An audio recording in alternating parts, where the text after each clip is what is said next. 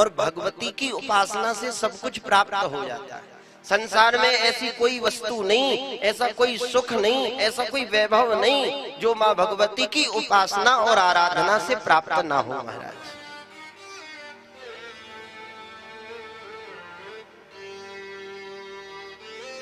जिन बालिकाओं का, जिन कन्याओं का विवाह नहीं हो रहा, विवाह में विलंबता हो रही है, विवाह में अनेक व्यवधान आ रहे हैं, कष्ट आ रहे हैं, वह कन्या भी यदि नियम पूर्वक मां भगवती की उपासना करे तो शीघ्र ही उसका विवाह हो जाता है और सुंदर वर की प्राप्ति होती है।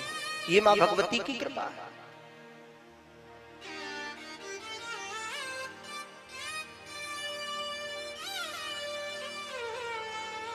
अष्टमी के दिन कन्या पूजन करने से वैवाहिक जो समस्याएं हैं उसका समाधान हो जाता है। ध्यान से सुनना। जिस कन्या के विवाह में यदि विलंब हो रहा है और परेशानियां आ रही हैं, बहुत प्रयास करने के बाद भी कुछ कार्य सिद्ध नहीं हो रहा है, तो ऐसी देवियों से मैं निवेदन कर रहा हूं कि अष्टमी के दिन छोटी कन्या बालिका का पूजन करें और उसको नैवेद्य अर्पित करें। कन्या पूजन के प्रभाव से उसका विवाह शीघ्र हो जाएगा। और पुरुषों के लिए भी समाधान मैं बताता हूं। चतुर्दशी के दिन कन्या का पूजन करें, इससे पुरुषों के विवाह में भी जो विलंब हो रहा है वो भी विलंब नहीं होगा, उनका भी शीघ्र विवाह हो जाएगा। श्रीमद् भागवत महापुराण में वर्णन आता है कि भगवान बालकृष्ण प्रभु को पति के रूप में प्राप्त करने के लिए ब्रज गोपिकाओं ने, ब्रज कन्याओं ने मां भगवती की आराधना उपासना की और मां भगवती की कृपा प्रसाद से, मां भगवती की आराधना से उन्हें भगवान कृष्ण की प्राप्ति हुई। ऐसा वर्णन। छोटी छोटी बालिकाएं, छोटी छोटी कन्याएं जमुना के पावन तट पर जाती हैं और स्नान करती हैं, बालू की सुंदर प्रतिमा बनाती हैं और भगवती कात्यायनी की उपासना करती हैं।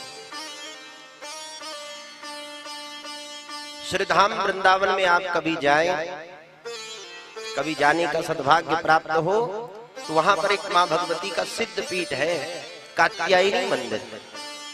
उसी मां भगवती कात्यायनी की उपासना करके गोपियों ने भगवान कृष्ण को प्राप्त किया। मंत्र का जप करती हैं। कात्यायनी महामाई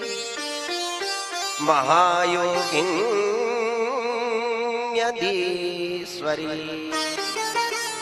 नंद गोपसुतम देवी पतिं मे कुरुते नमः।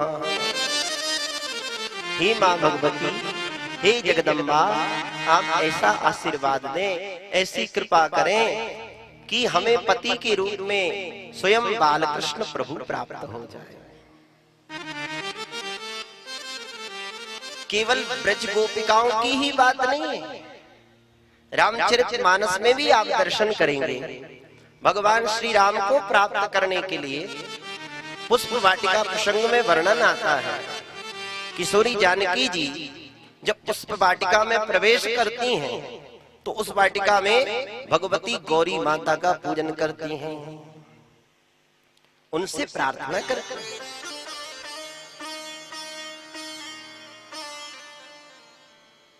वो जीव धन्य है, वो भक्त धन्य है जिनका मन मां भगवती की सेवा में लगा हुआ है, मां भगवती की उपासना में, अभ्यर्चना में लगा हुआ है। जानकी जी ने भी गौरी माता का पूजन किया और भगवान श्री राम को प्राप्त किया। जय जय जय गिरिराज किशोरी, जय जय जय गिरिराज किशोरी, जय जय जय गिरिराज किशोरी, जय जय जय गिरिराज किशोरी, जय घोरी। जय महेश मुख चंद्र चकोरी। जय गजवदन सडानन माता। जय गजवदन सदानंद माता। जय गजवदन सडानन माता। जय गजवदन सदानंद माता। जयति जयति कामधुति गाथा। जयति जयति जयति जयति कामधुति गाथा। माँ भगवती की उपासना, माँ गौरी की उपासना। इसलिए ये तो परम सौभाग्य है कि माँ भगवती की उपासना का ये समय चल रहा है। आइए समय को ध्यान में रखते हुए हम लोग कथा में प्रवेश करें। कल के पावन प्रसंग में आप लोग श्रवण कर रहे थे, महात्मा ऋत्वाक जिन्होंने रेवती नक्षत्र को शापित किया था और पुनः प्रमुच महात्मा की कृपा से नक्षत्र मंडलों में रेवती नक्षत्र की स्थापना हुई और जो कन्या प्रकट हुई थी उस कन्या का विवाह राजा दुर्दम के साथ में संपन्न हुआ, जिन्होंने आशीर्वाद स्वरूप वरदान मांगा कि महाराज मेरे घर में जो संतान हो वो आगामी मनवंतर का अधिपति बने। देवी भागवत की कृपा प्रसाद से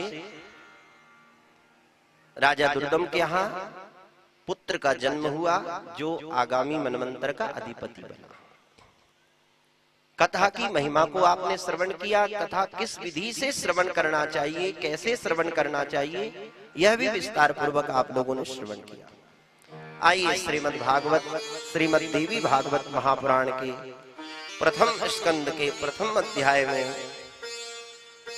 हम लोग प्रवेश करें और मां भगवती का स्मरण करें।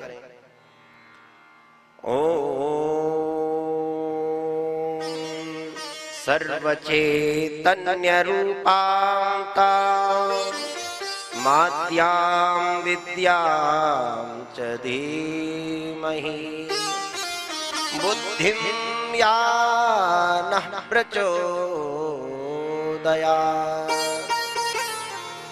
मां भगवती चैतन्य स्वरूप सभी जीवों के हृदय में चेतना के रूप में विराजमान है।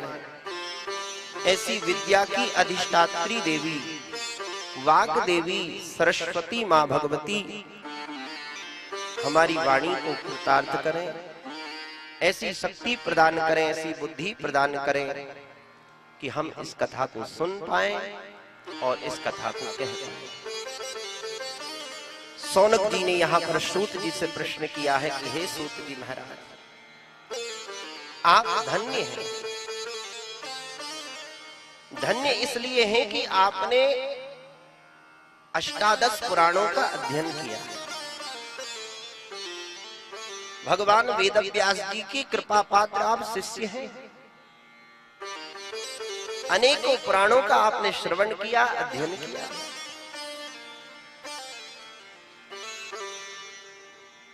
आप धन्य तो वह जीव है जिसका निरंतर मन भगवत कथा में लगा रहता है।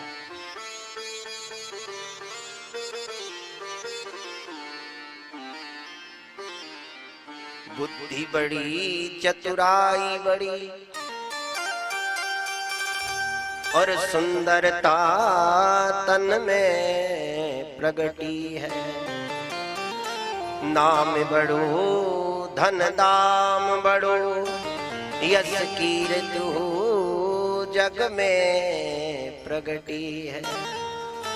झूमत द्वार गजेंद्र हजार, सो इंद्र से कछु नाही कमी है। तुलसी जगदीश की भक्ति बिना, जैसे सुंदर नारी की नाक कटी। जीवन में सब कुछ प्राप्त कर लिया महाराज, बुद्धि प्राप्त कर लिया, बल प्राप्त कर लिया, वैभव प्राप्त कर लिया, पद प्राप्त कर लिया, ऐश्वर्य प्राप्त कर लिया, मान सम्मान प्राप्त कर लिया, यहाँ तक कि झूमत द्वार गजेंद्र हजार, हजारों हाथियों आपके द्वार में झूम रहे हो, इंद्र का सा वैभव भी आपके घर में हो, और आपके जीवन में यदि भगवान की भक्ति, माँ भगवती की भक्ति यदि नहीं है तो हमारा जीवन व्यर्थ है। जैसे एक सुंदर युवती, बहुत सुंदर है महाराज, यहां तक कि नख से सिर पर्यंत 16 श्रृंगारों से वह सुसज्जित हो रही है, सज रही है, परंतु क्या करें, एक कमी है। किसी ने कहा क्या कमी है बता दीजिए, बोले नासिका का अग्रभाग कटा हुआ है महाराज। अब बताइए उसकी सुंदरता कैसी है, सारा श्रृंगार, सारी सुंदरता सब व्यर्थ है, जैसे सुंदर नारी की नाक कटी है। इसलिए भक्ति के बिना हमारा जीवन शून्य है, भक्ति का होना बहुत। जो जीव हमेशा विषय में ही लगे रहते हैं, विषय वासनाओं में ही जिनका मन लगा रहता है, ऐसे जीवों का जीवन बेकार है, व्यर्थ। ये हमें भगवान ने सुंदर कान प्रदान करे किस लिए, भगवान की, मां भगवती की कथा श्रवण के लिए।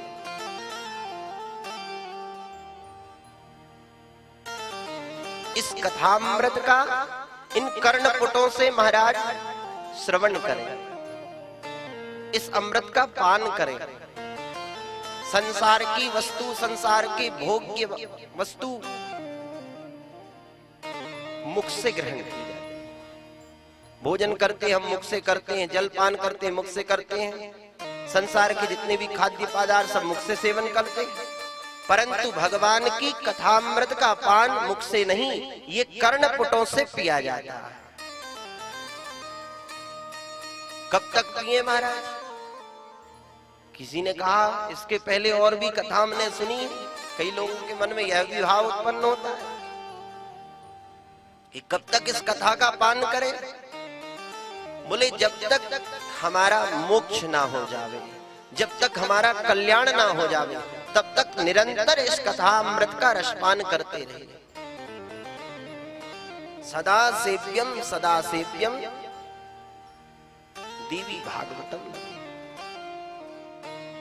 ये सदा सर्वदा श्रवणीय है। और जिसने कहा महाराज हमने तो बहुत कथा सुन ली और अब क्या कथा सुनना, वही कथावाचक, वही कथा, वही सब कुछ, तो ये समझ लेना उसने अभी कथा सुनी ही नहीं। कथा सुनकर के जिसका मन तृप्त हो जाए, ये समझना कि अभी उसे कथा सुनी ही नहीं।